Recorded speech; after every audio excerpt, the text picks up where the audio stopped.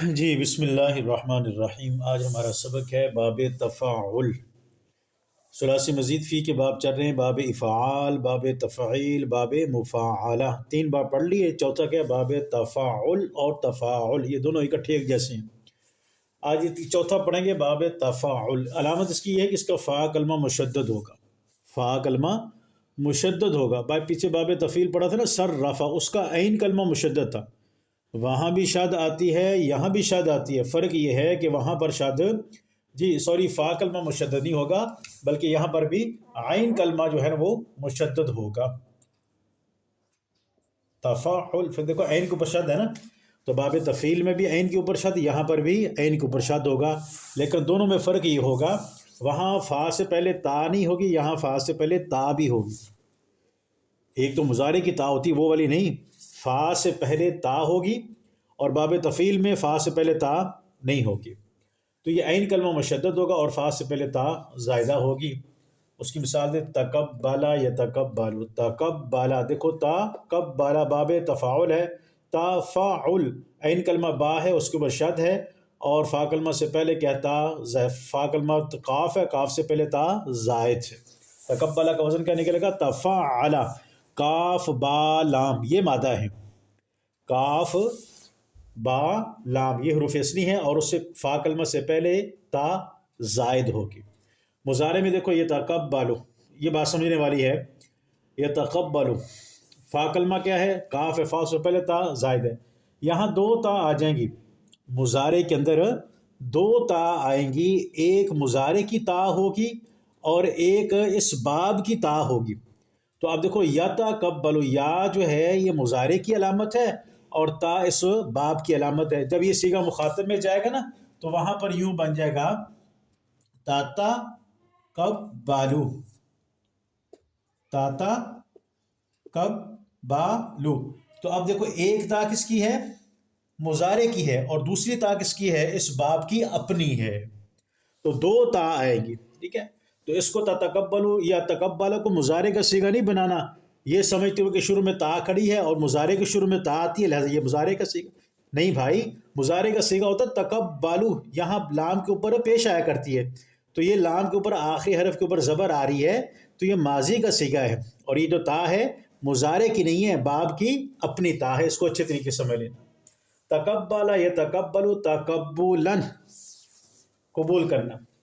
دوسری مثال، تبسم یتبسم، تبسم یتبسم، تبسم تفاعل، یتبسم یتفاعل، تبسما تفاعلا، تبسم بولتے ہیں نا، متبسم تبسم، تو یہ تو تبسم ہے، ایک تو یہ سمجھ آ گئی یہ باب تفاعل ہے، دوسرا اس کا صحیح جو تلفظ ہے تبسم نہیں ہے، بلکہ تا با تبسم، سین کے اوپر پیش پڑنی، تبسم نہیں ہے، تبسم ہے، ٹھیک ہے۔ قرآن پاک میں اس کی آیت آتی ہے، فتبسم ضاحکا من قولہا، مسکرا پڑے جناب سلیمان علیہ الصلوۃ والسلام چونٹی کی بات کو سن کر، تو یہاں پر دیکھو فتبسم تفاعل، یہ باب کون سا باب ہے؟ تفاعل کا پہلا صیغہ ہے۔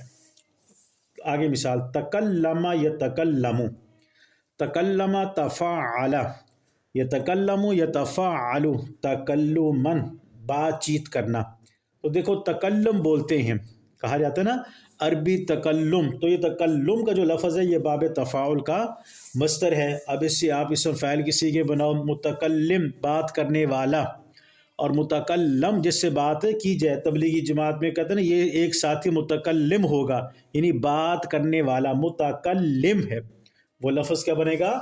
صحیح اس کا جو تلفظ بنتا ہے وہ متکلم، متکلم، یعنی متکلم وہ لفظ صحیح بنتا ہے، ٹھیک ہے۔ قرآن پاک ایک نبی علیہ الصلوۃ والسلام کی مشہور دعا ہے، اللہم انی اسألک علما نافعا ورزقا واسعا وشفاء کاملا وعملا متقبلا، عملا متقبلا، ایسا عمل مانگتا ہوں جو قبول کیا ہوا ہو، تو متقبلا باب تفاعل سے اسم مفعول کا صیغہ ہے، باب تفاعل سے اسم مفعول کا صیغہ ہے، عملا متقبلا۔ اس کے بعد مثال ہے تفکر یتفکر تفکرن، غور و فکر کرنا، تفکر تفاعل یتفکر یتفاعل تفکرن، یہ آدمی آج کل بڑا متفکر ہے، فکر مند ہے، تو متفکر بھی کیسے آتا ہے؟ تفکر یہ بھی بولا جاتا ہے، اور متفکر یعنی متفکر، یہ متفکر فکر مند کرنے والا ہے۔ تو یہ دیکھو باب تفاعل ہے، تقبل یتقبل تقبلا، ٹھیک ہے، تبسم یتبسم فتبسم ضاحکا من قولها، جی اللہم تکلم یتکلم علی، جی عملا متقبلا، تفکر یتفکر۔ آخری مثال تصدق یتصدق تصدقا، تصدق تفاعل یتصدق یتفاعل، تو باب تفاعل ہے تصدقا، تصدق یتصدق یتصدق تصدقا، تصدقہ کرنا۔ تو یہ چند ایک مثالیں ہیں، قرآن پاک کی کچھ آیات ہیں، اس کے علاوہ بے شمار یہ قرآن پاک میں استعمال ہوتا ہے۔ ایک لفظ آپ نے سمجھ لیا قرآن پاک میں، جہاں جہاں یہ لفظ آئے گا تو اس لفظ، ایک لفظ کی مدد سے ان تمام ہزاروں الفاظ کا تلفظ بھی آپ سمجھ پاؤ گے، اور اس کا باب بھی سمجھ جاؤ گے، اور اس کا ترجمہ کرنا بھی آسان ہو جائے گا۔